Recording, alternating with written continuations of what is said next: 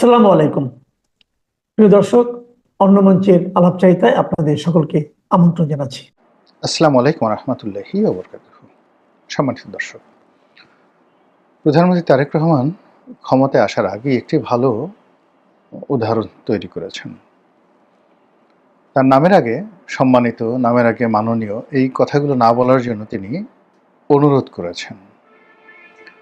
এবং সেই অর্থে এই যে এখন তিনি যে প্রধানমন্ত্রী হলেন, এই প্রধানমন্ত্রীর পদটি পশ্চিমা দুনিয়াতে যারা ব্যবহার করেন বা যারা প্রধানমন্ত্রী নির্বাচিত হন ইউরোপ আমেরিকাতে বা প্রেসিডেন্ট নির্বাচিত হন, তো সেখানে কেউ হয়তো ভদ্রতা করে মিস্টার প্রেসিডেন্ট বলেন, কিন্তু বেশিরভাগ ক্ষেত্রেই প্রেসিডেন্ট বা প্রেসিডেন্ট ট্রাম্প এরকম কথাবার্তা, বা প্রাইম মিনিস্টার মোদি, ঠিক জাস্ট এরকম প্রাইম মিনিস্টার মোদি, কিন্তু অনারেবল প্রাইম মিনিস্টার মোদি বা সম্মানিত প্রাইম মিনিস্টার মোদি বা মোদিজি, এরকম কথাবার্তা, তেল মারা কথাবার্তা গণতান্ত্রিক বিশ্বে নেই। তো সেক্ষেত্রে জনাব তারেক রহমান সাহেব তিনি বাংলাদেশের প্রধানমন্ত্রী হয়ে পশ্চিমা ধাঁচের বা গণতান্ত্রিক রাষ্ট্রের যে কৃষ্টি এবং কালচার, সেই কৃষ্টি এবং কালচারটি যদি তার নিজের জন্য প্রযোজ্য করেন, তাহলে পুরো কোর্স অফ অ্যাকশন এটি পরিবর্তন হয়ে যাবে। আমাদের দেশে যেমন একজন ডিসি সাহেব, তাকে ডিসি মহোদয় বলতে হবে। টিওনো সাহেবকে ইউনো বা টিওনো মহোদয় বলতে হবে। আইজি মহোদয়, সচিব মহোদয়, মন্ত্রী মহোদয়। মানে এই মহোদয় কথাটা আমার কাছে একটা খুব ঠাট্টা বা মস্করার মতো জিনিস মনে হয়। এমপি মহোদয়, আরে বাবা, এমপি মহোদয়, মহোদয় অর্থ কি? মানে এই যে জিনিসগুলো বাংলাদেশে শুরু হয়েছে তেলবাজির, এই তেলবাজির জায়গাটিতে তারেক রহমান সাহেব প্রাথমিকভাবে যে আঘাত করেছেন, তাকে ধন্যবাদ। সুতরাং তাকে সবাই যদি মিস্টার প্রাইম মিনিস্টার বা জনাব প্রধানমন্ত্রী বা প্রধানমন্ত্রী তারেক, অসাধারণ একটি, যেমন ভারতে যদি প্রধানমন্ত্রী মোদি বলা হয় আর এখানে যদি প্রধানমন্ত্রী তারেক বলা হয়, একটা অসাধারণ সাম্যতা রয়েছে। কিন্তু আমরা যদি বলি যে দেশনায়ক, শতাব্দীর সেরা, মানে মহানায়ক, তারপর শহীদ জিয়া পুত্র, বেগম জিয়ার চোখের মণি, আবহমান বাংলার ইত্যাদি আরও অনেক কিছু বিশেষণ যোগ করে গণপ্রজাতন্ত্রী বাংলাদেশ সরকারের মাননীয় প্রধানমন্ত্রী জনাব তারেক রহমান মহোদয়, এই আপনি কুনুতি লাগাতে গেলেই একটা মানুষকে হালকা করে দেয়া হয়। তো সেই স্বাভাবিকভাবেই আমি বলছি জনাব প্রধানমন্ত্রী মানে মিস্টার প্রাইম মিনিস্টার, এটা উদ্বোধন মানে বা সম্বোধন অনেকে করেছেন কিনা জানি না, বাট আমি প্রথম তাকে নিয়ে একটা ভিডিও করলাম। তো তাকে এই ভিডিও করার উদ্দেশ্য হলো তার জন্য একটি সতর্কবার্তা। প্রথম সতর্কবার্তা হলো, তিনি যদি মনে করেন যে তার কোনো কর্মের কারণে তিনি বাংলাদেশে ফিরে এসেছেন, রং। মহান আল্লাহ রাব্বুল আলামিন একটা বিশেষ কৌশলে এবং একটি বিশেষ সুযোগে তার বান্দাকে, তারেক রহমান তার বান্দাকে তিনি বাংলাদেশের মসনদে বসিয়েছেন। এই প্রথম জিনিসটি তাকে অনুধাবন করতে হবে যে আমি আল্লাহর রহমত এবং বরকতে এখানে বসেছি, যেটা ডিসেম্বর মাসের 25 তারিখে তিনি যে এলেন, 24 তারিখ পর্যন্ত তিনি ভাবতে পারেননি। আর যেদিন প্রধানমন্ত্রী হিসেবে শপথ নিলেন তার আগের দিন পর্যন্ত তার মনের মধ্যে একটা দোদুল্যমানতা ছিল। ইন জেনারেল এই পৃথিবীতে দুটো ঘটনা ঘটে।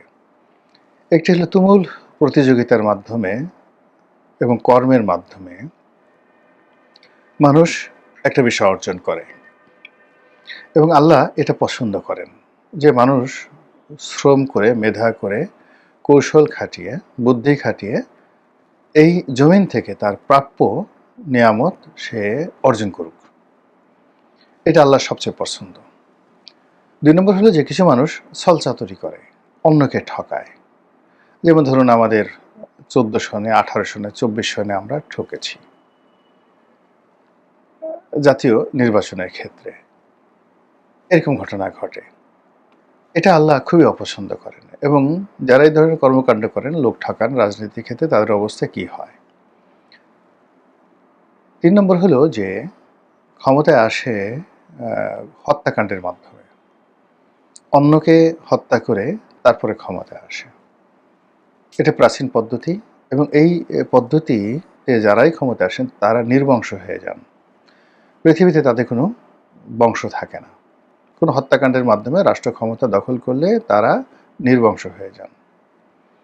অতীতে যারাই কাজ করেছে আপনি এখন কোথাও খুঁজে হিটলারের বংশধর পাবেন না, কোথাও চেঙ্গিস খানের বংশধর পাবেন না, হালাকু খানের বংশধর পাবেন না। এই হলো ইতিহাস। আলাউদ্দিন খিলজির কোনো বংশধর আপনি পাবেন না এখন। যারাই খুন করে, মীর জাফরের কোনো বংশধর পাবেন না, মিরনের কোনো বংশধর পাবেন না। অনেকে বলে মীর জাফরের আত্মীয় মুর্শিদাবাদে আছে, কিন্তু নট লাইক দ্যাট, ওইরকম না। তো যেটা বলছিলাম যে ক্ষমতা আসার, হত্যাকাণ্ডের পর ক্ষমতা আসে। আরেকটা হলো একটা বিশেষ দৈব পাক সৃষ্টি হয়, ঘূর্ণিপাক সৃষ্টি হয়। সেই ঘূর্ণিপাকে কখনো কখনো কারো ক্ষমতায় আসাটা অনিবার্য হয়ে পড়ে। যেমন শহীদ প্রেসিডেন্ট জিয়াউর রহমান ক্ষমতায় এসেছিলেন, এটি তার জন্য অনিবার্য ছিল। কিন্তু বঙ্গবন্ধু যে ক্ষমতায় এসেছিলেন এটি তার কর্মের ফল ছিল।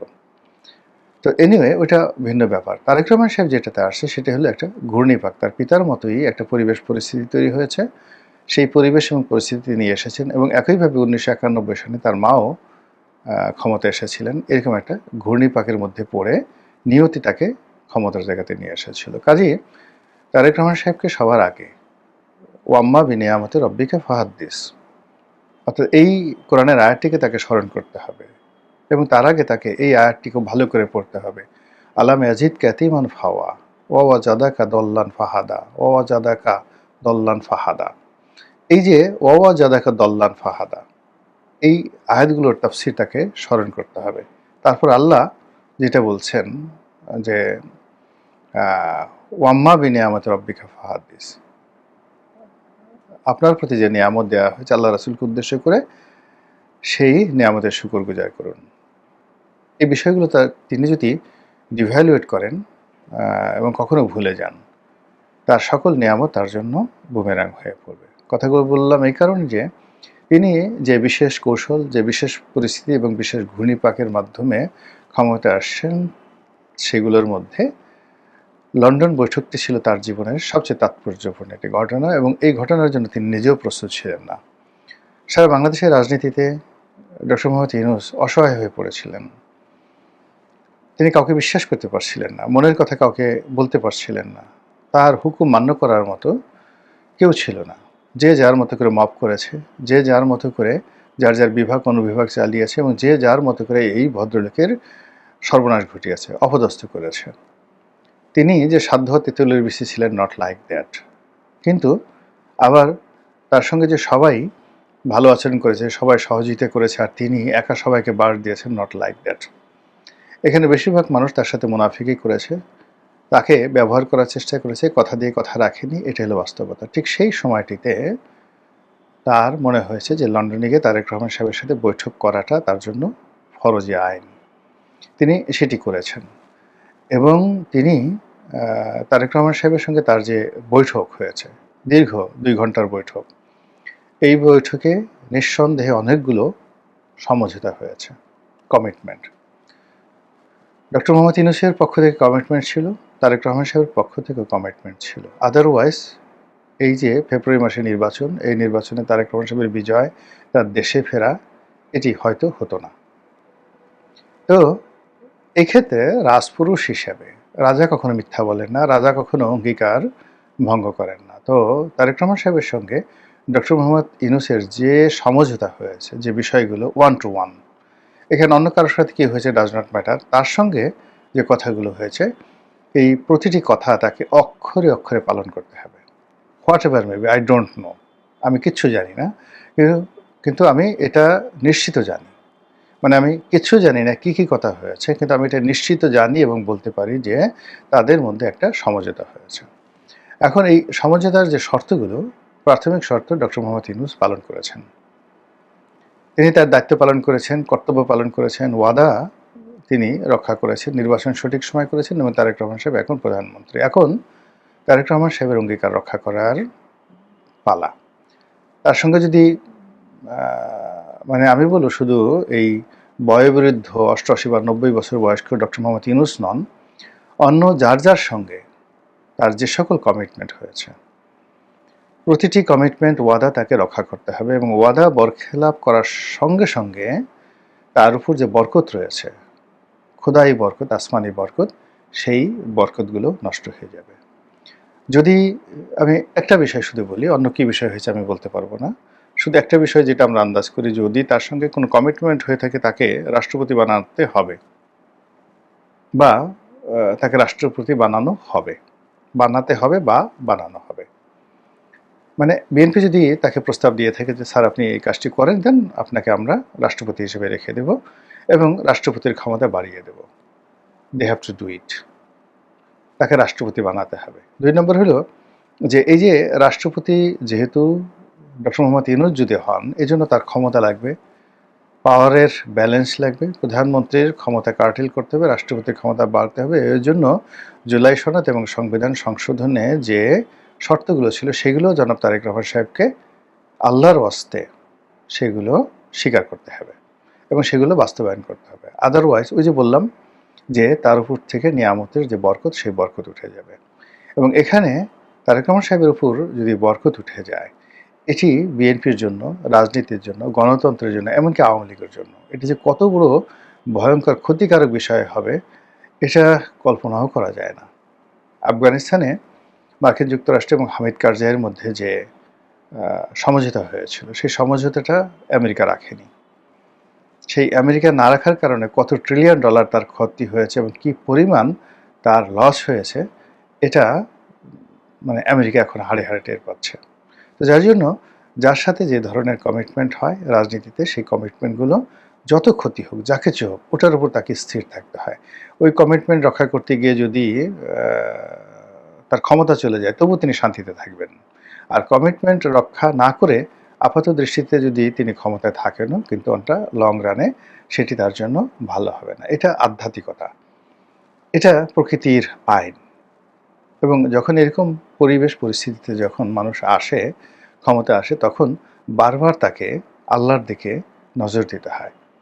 তাকে স্মরণ করতে হবে যে 17টি বছর এই বাংলায় তারেক রহমান সাহেবের নাম উচ্চারণ করার মতো কোনো লোক ছিল না। তিনি যে সকল মন্ত্রী নিয়েছেন, এমপি বানিয়েছেন, একজনও গত 17 মাসে রাস্তায় দাঁড়িয়ে তারেক রহমান সাহেব আমার নেতা এই কথা বলতে পারেননি।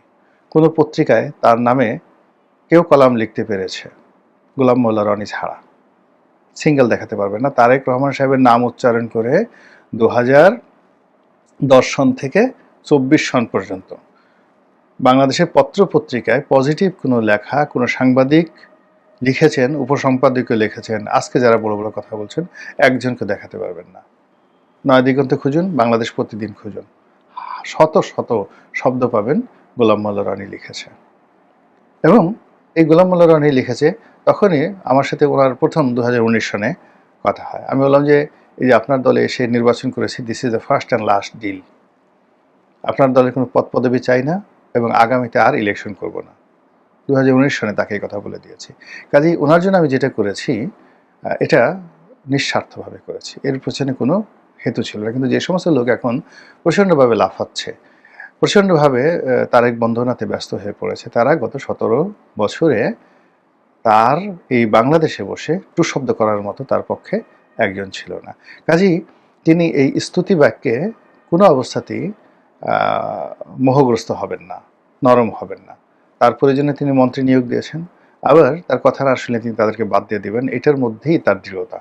এখানে এখন তিনি ক্ষমতা আছেন, ম্যানি অনেকগুলো লোক আপনি পাবেন, বড় রায় বাহাদুর, খান বাহাদুর, এক একজনে মনে হয় যেন জুলিয়াস সিজার, কিন্তু এরা সবাই শেখ হাসিনার জামানাতে কীভাবে গর্তে লুকিয়েছিল সেই কথাটাও তাকে সঙ্গে সঙ্গে স্মরণ করতে হবে। এবং শেখ হাসিনার একটা ভালো গুণাবলী ছিল, তিনি মাঝে মধ্যেই প্রায় বড় বড় মন্ত্রীদেরকে, আমি নিজে দেখেছি, তিনি বলতেন, এই বড় বড় কথা বলতেছো, 11 সময় কি করেছো? আরও যারা সিনিয়র, 75-এর 16ই আগস্ট, 15ই আগস্ট তুমি কি করেছো, আপনি কি করেছেন? এখন গাল ঝুলে ঝুলে বড় বড় কথা বলেন, জয় বাংলা, জয় বঙ্গবন্ধু, বঙ্গবন্ধুর দিন ইত্যাদি ইত্যাদি। 15ই আগস্ট কোথায় ছিলেন? 21শে আগস্টে কোথায় ছিলেন? 11 সময় কোথায় ছিলেন? আমি যখন জেলে ছিলাম তখন কোথায় ছিলেন? দেখতাম মাথাটা আস্তে করে নোয়ায় রেখেছে। একই অবস্থা যে এখন অনেক দেখবেন যে বড় বড় কথা বলে, উনি যদি দেখে বলেন যে এত বড় বড় কথা, আমার মা যখন বালির ট্রাকের সামনে একা দাঁড়িয়ে কান্না করেছিলেন, আমার মাকে যখন ঘর থেকে বের করে দেওয়া হয়েছিল, উনি যখন চিৎকার করতে করতে বিএনপির অফিসে এসে সাংবাদিকদের সঙ্গে কান্নাকাটি করে কথা বলেছিলেন, আমার মা যখন বন্দী ছিলেন দীর্ঘদিন বিদ্যুৎ ছাড়া, পানি ছাড়া, কে পানি দিয়েছিল?